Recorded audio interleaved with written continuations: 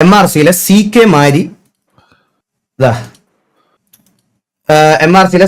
മാരി വെളിയിൽ, അതായത് ഒരു ഗെയിമിന്റെ പേരിൽ നിങ്ങൾ ഈ പറയുന്ന ഈഗോ ഒക്കെ എനിക്കുണ്ടെങ്കിൽ വെളിയിലത്തെ കാര്യങ്ങൾ ഒരുപാട് സംസാരിക്കാൻ എനിക്കറിയാം,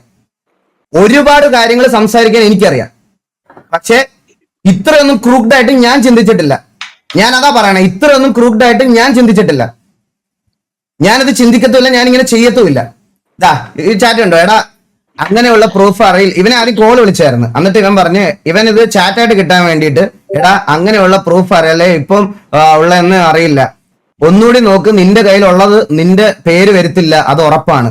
ആരുടെയെങ്കിലും ഒരു സാധനം കിട്ടണം, ലൈക്ക് എന്താ നീ ഓഫർ ചെയ്യുന്നത്, ലൈക്ക് അതെനിക്ക് മനസ്സിലായില്ലെന്ന് പറഞ്ഞു. അപ്പൊ കോള് വിളിച്ചപ്പം ഇവൻ ഡ്രൈവിംഗിലാണ്, ടെക്സ്റ്റ് ആക്കുമെന്ന് പറഞ്ഞ് ഇതാക്കി. വെയിറ്റ് എന്ന് പറഞ്ഞിട്ട് അടുത്ത മെസ്സേജ് ആണ് നിങ്ങൾ കാണാൻ പോകുന്നത്.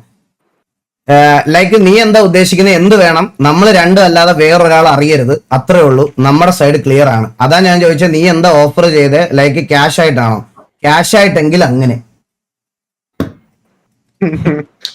ഞാൻ നിങ്ങളുടെ അടുത്ത് പറഞ്ഞില്ലേ ഗൈസ്, ഇവന്മാരുടെ മനസ്സിലെ റിവലറി ഒരിക്കലും പോത്തില്ല. ഇവർക്ക് ഒന്ന് പറഞ്ഞ രണ്ടിനും OC കാര്യങ്ങളും പേഴ്സണൽ ഇഷ്യൂസും എടുത്തിട്ട് അവരാധിക്കണം. ഇത് HF ഇതിന്റെ ബ്ലഡാ, അത് ബ്ലഡ് അവരുടെ, ഇത് അവരുടെ ബ്ലഡാണ്, മനസ്സിലായോ?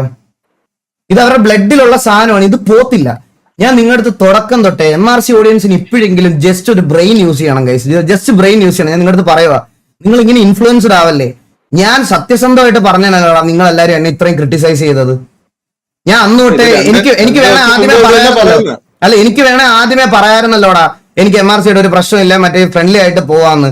നാളെ ഇത് ഇങ്ങനെ കാണാൻ വയ്യാത്തതുകൊണ്ടാണടാ, ഇതേപോലത്തെ ആൾക്കാർ അതിനകത്ത് പ്ലെയർ ലിസ്റ്റിൽ ഉള്ളത് കൊണ്ടാ അന്ന് തൊട്ട് ഇന്ന് വരെ ഞാൻ സത്യസന്ധമായിട്ട് ഇത് ഫ്രണ്ട്ലി ആയിട്ട് പോത്തില്ല, ഇതായിട്ട് പോത്തില്ല എന്ന് ഞാൻ പറഞ്ഞുകൊണ്ടിരിക്കുന്നത് നിങ്ങളോട്.